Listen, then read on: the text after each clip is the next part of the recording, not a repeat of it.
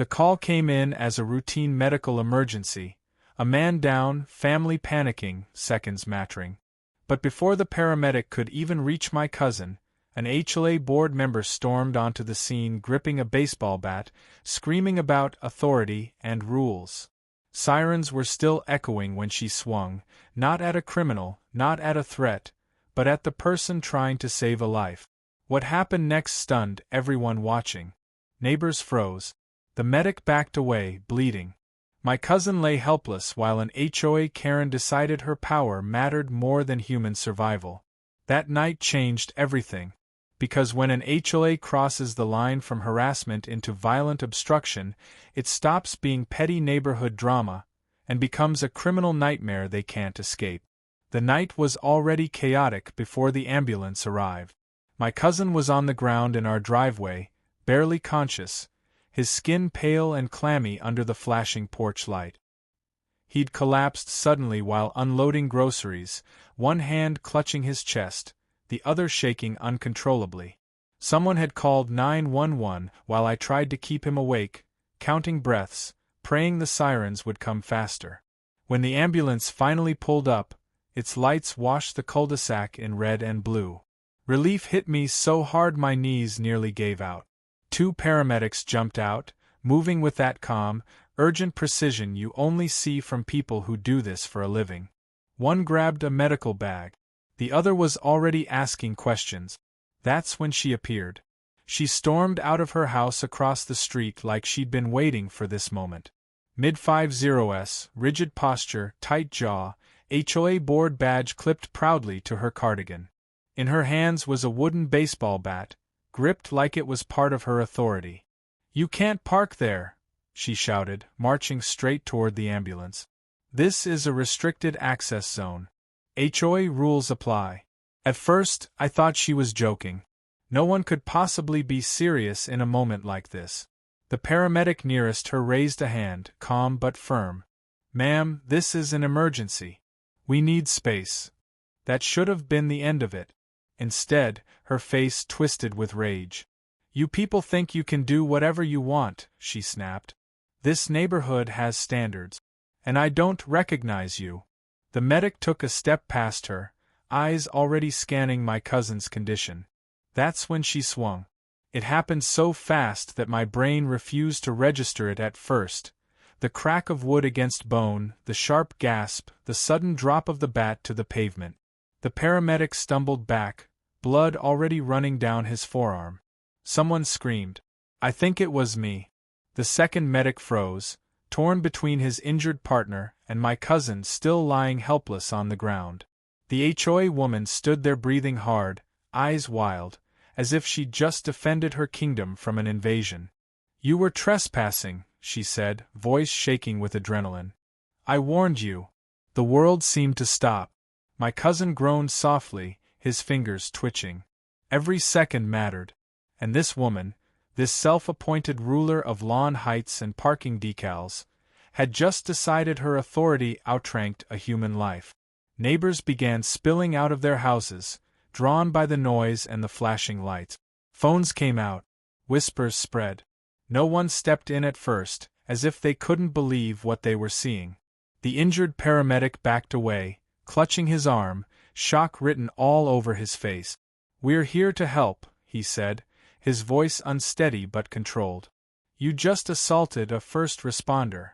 She scoffed. "Then maybe you should have followed the rules." That was the moment everything shifted. This wasn't an HOA dispute anymore. It wasn't petty harassment or fines or warning letters. This was violence. Real, undeniable, criminal violence, witnessed by half the neighborhood and captured on more than one phone. Sirens grew louder in the distance, a second set approaching fast. Police this time. The HOA woman finally seemed to realize how far she'd gone. Her grip tightened on the bat again, not raised now, but defensive.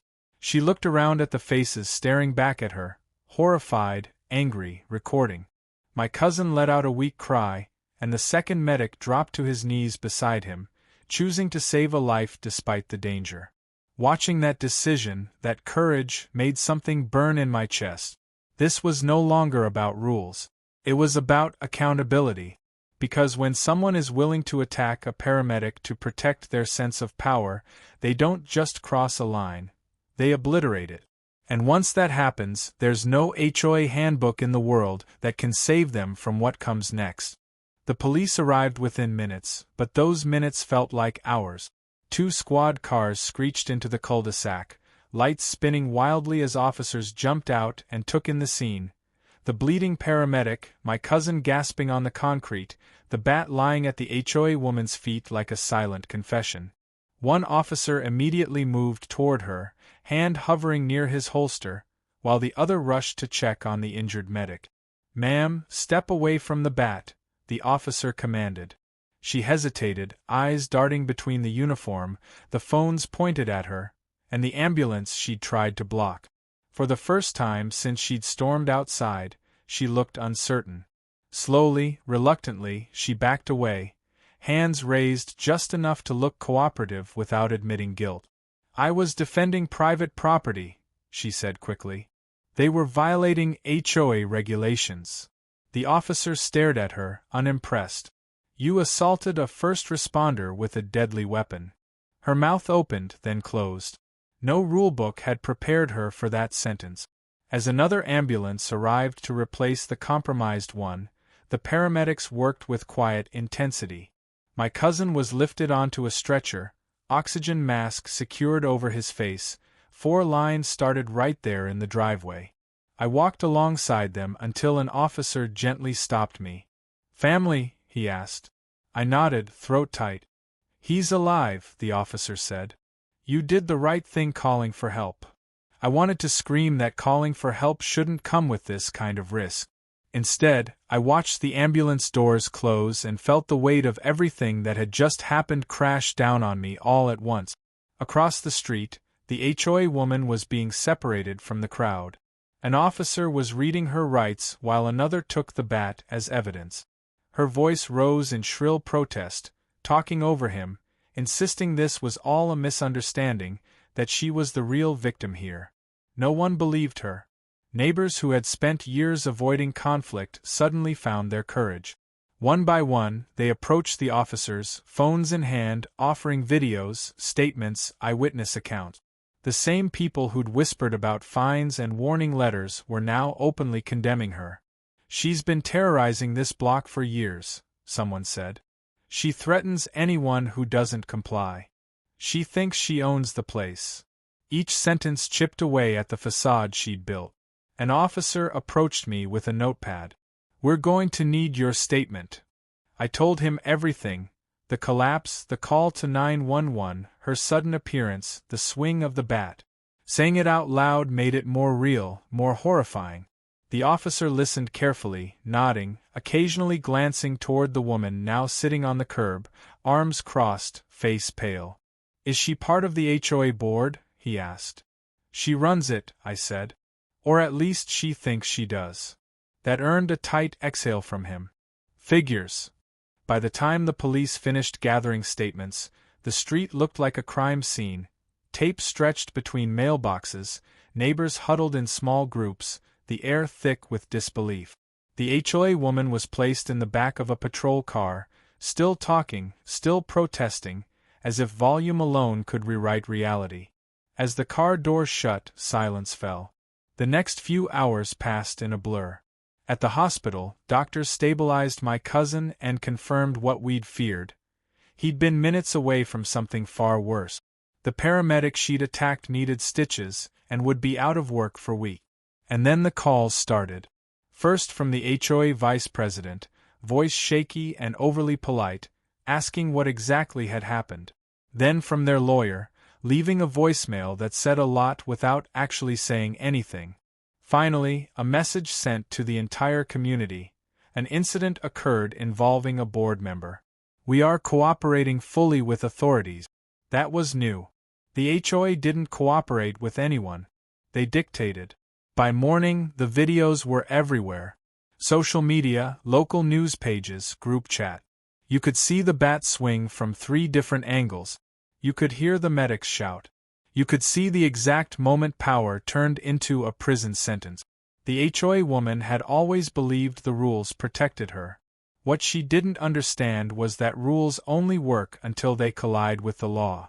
And now, for the first time, the entire neighborhood was watching to see what would happen when an HOA crossed a line it could never walk back from. The fallout didn't wait for the sun to fully rise. By the time I got home from the hospital, my phone was vibrating non-stop on the kitchen counter like it was possessed. Missed calls, texts, notifications from apps I barely used. Someone had already posted the video in the neighborhood group, and from there it spread like wildfire. I didn't even have to open it to know what people were saying.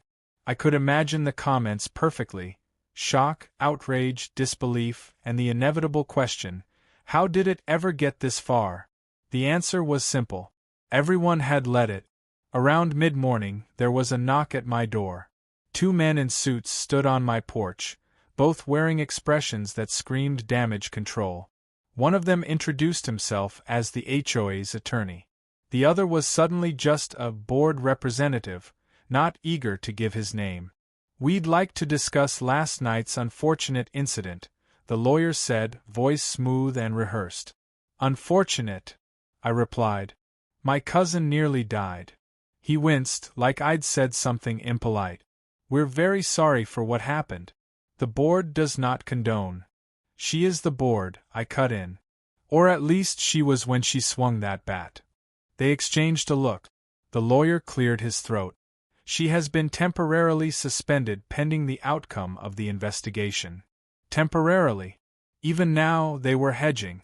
"I'm not discussing anything without my own lawyer," I said, already closing the door. They didn't argue. They couldn't afford to. By noon, the local news vans arrived. I watched from behind the curtains as reporters stood where the ambulance had been, gesturing animatedly at the driveway like it was a movie set. One headline scrolled across a phone screen: HOA board member arrested after assaulting paramedic. For the first time, the story wasn't about grass height or trash bins or parking violations. It was about power, and what happens when someone abuses it for too long. At the hospital, my cousin was awake but weak, color slowly returning to his face. He tried to joke about it, said he'd picked the wrong neighborhood to collapse in, but his eyes kept drifting to the door like he expected her to burst in at any moment. "She can't hurt anyone right now," I told him. "She's done." He nodded, but fear doesn't disappear just because logic says it should. That afternoon, the police called. The HOA woman was officially charged: felony assault on a first responder, aggravated battery, and obstruction of emergency services. The officer's tone was calm, professional, but there was something else underneath it. Relief. "We're also looking into prior complaints," he added. "There appears to be a pattern." That pattern stretched back years. Threatening letters. Harassment. Selective enforcement. People too scared or too tired to fight back. It was all coming into the light now, piece by piece. By evening, the HOA sent out another message. This one longer. Colder. Full of legal language. It announced an emergency meeting, stated that the board would be restructured, and reminded residents to remain civil online. That last part didn't land. Neighbors who had barely spoken before were suddenly united. Group chats exploded with stories. Fines that made no sense, intimidation tactics, late-night visits, property damage no one could ever prove. The woman with the bat hadn't just snapped. She'd finally lost control of the narrative. And control was the only thing she'd ever cared about. I sat at my kitchen table long after dark, staring at the same driveway where everything had gone wrong. The place felt different now. Lighter, somehow. Like a storm had finally broken. But I also knew this wasn't over. People like her don't go quietly. They fight until there's nothing left to burn, dragging everyone else down with them. Court dates were coming. Depositions. Lawyers. Headlines that would fade long before the consequences did. Still, for the first time since moving into that neighborhood, I felt something unfamiliar. Hope. The HOA had always acted untouchable, hiding behind bylaws and technicalities. But last night proved something important. There were lines even they couldn't cross. And once crossed, there was no going back. The woman who once ruled the neighborhood with a clipboard and a glare was now sitting in a cell, stripped of authority, facing the same system she'd tried to weaponize against everyone else. Chapter by chapter, her power was unraveling. And this time, the story wasn't going to end the way she expected. The emergency HOA meeting was scheduled for the following night, and it felt less like a community gathering and more like a public reckoning. The clubhouse parking lot was packed an hour early. Cars lined the street, headlights cutting through the dusk. People who had avoided each other for years now stood in small clusters, whispering, gesturing, replaying the same moments over and over like they needed confirmation that it had all really happened. Inside, the air was thick with tension. Folding chairs scraped loudly against the floor as residents took their seats. The board table sat at the front of the room, suddenly too exposed without its usual queen bee presiding over it. 3 board members showed up. Not 4. Not 5. Just 3. The empty chair at the center said everything. The HOA attorney stood to open the meeting, face pale under the fluorescent lights. He read from a prepared statement, his voice careful, legal, distant, as if emotional neutrality might somehow calm a room full of people who had been bullied into silence for years. "We are here to address recent events," he began, "and to ensure the continued stability of the community." That word again. Stability. A man in the second row laughed, sharp, humorless. Others followed. "You mean damage control," someone shouted. The lawyer paused, then continued anyway. He announced that the board member responsible for the assault had been formally removed pending criminal proceedings. That the HOA would cooperate fully with law enforcement. That policies would be reviewed. Still no apology. When the floor finally opened for comments, it was like a dam breaking. A retired woman stood first, hands shaking as she described being fined for leaving her trash bin out 10 minutes too long, while the former board president's violations were ignored entirely. A young couple spoke next, voices cracking as they recalled threats of liens over disputed parking rules. A man admitted he'd paid thousands in fines just to make the harassment stop. Every story followed the same pattern.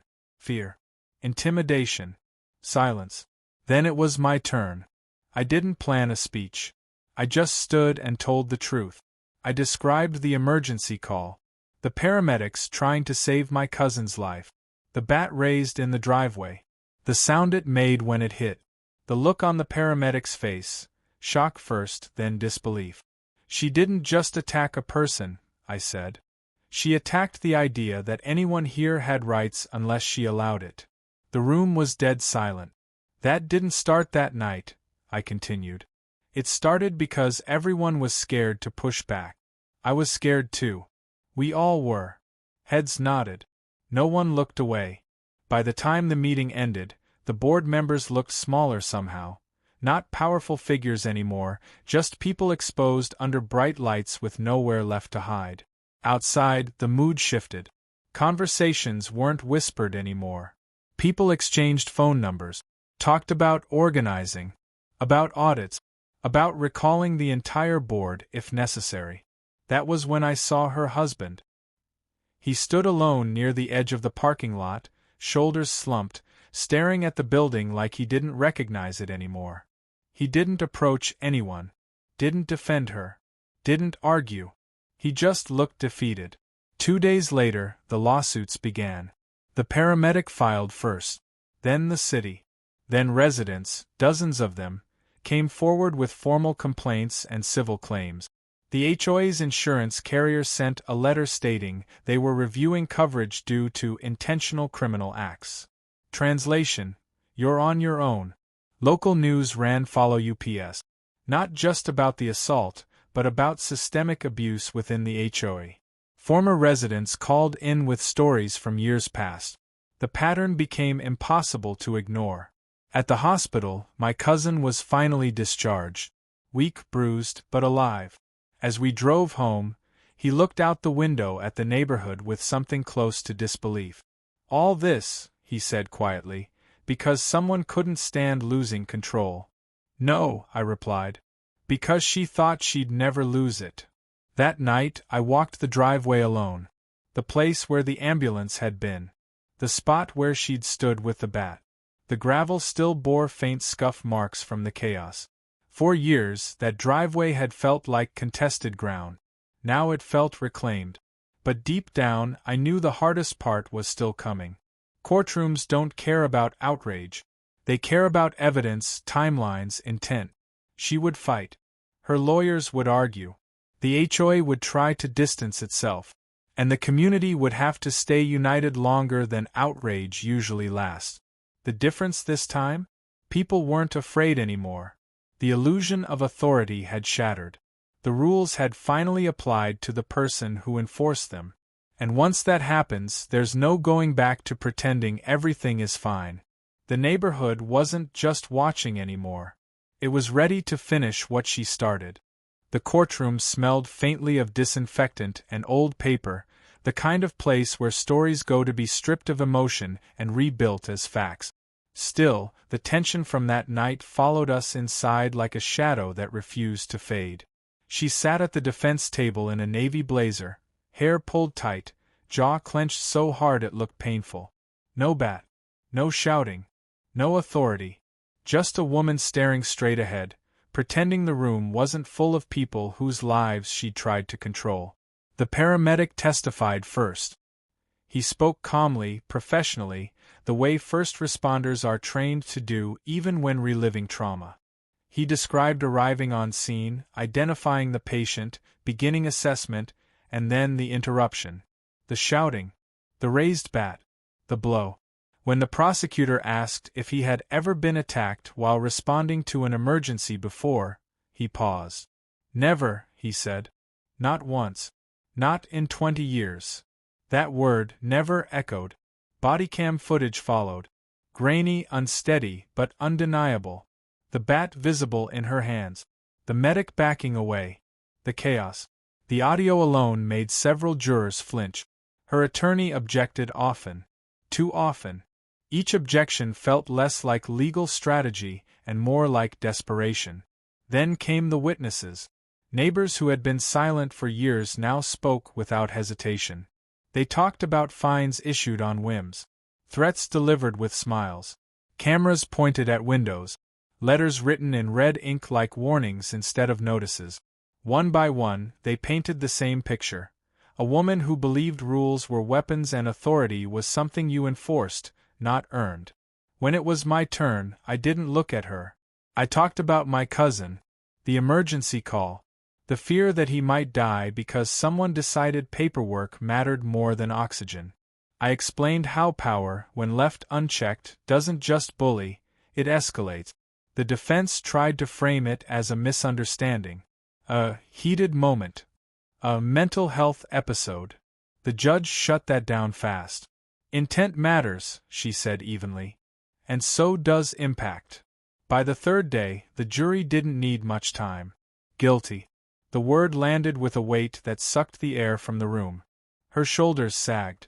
For the first time, she looked small, not feared, not respected, just exposed. Sentencing came weeks later. The judge cited obstruction of emergency services, aggravated assault, and abuse of authority. Jail time. Mandatory anger management. A permanent restraining order from my property and my family. But the ruling didn't stop there. The HOA was found civilly liable. Records revealed years of selective enforcement, retaliatory fines, and intimidation tactics that violated state law. The insurance company officially denied coverage. The reserves were drained within months. Special elections followed. Audits uncovered more than anyone expected. The board was dissolved and rebuilt under court supervision. The old signs came down. So did the cameras. On a quiet afternoon weeks later, I stood in the driveway with my cousin. He leaned on a cane, still recovering, but smiling in a way I hadn't seen since before all of this began. Feels different, he said. It is, I replied. Not because everything was fixed. It wasn't. Lawsuits lingered. Trust takes time. But fear was gone. And fear, more than any rule, had been the HOA's real power. Neighbors waved now. Not out of obligation, but relief. The house across the street sold. New people moved in. They asked about the community, about the past. I didn't sugarcoat it, but I told them the ending mattered more than the story. Because authority only works when people believe it's absolute. The moment it's challenged, legally, publicly, together, it collapses fast. And the next time someone tries to rule a neighborhood with threats instead of respect, they'll remember what happened here. Not because of revenge, because the illusion didn't survive the truth.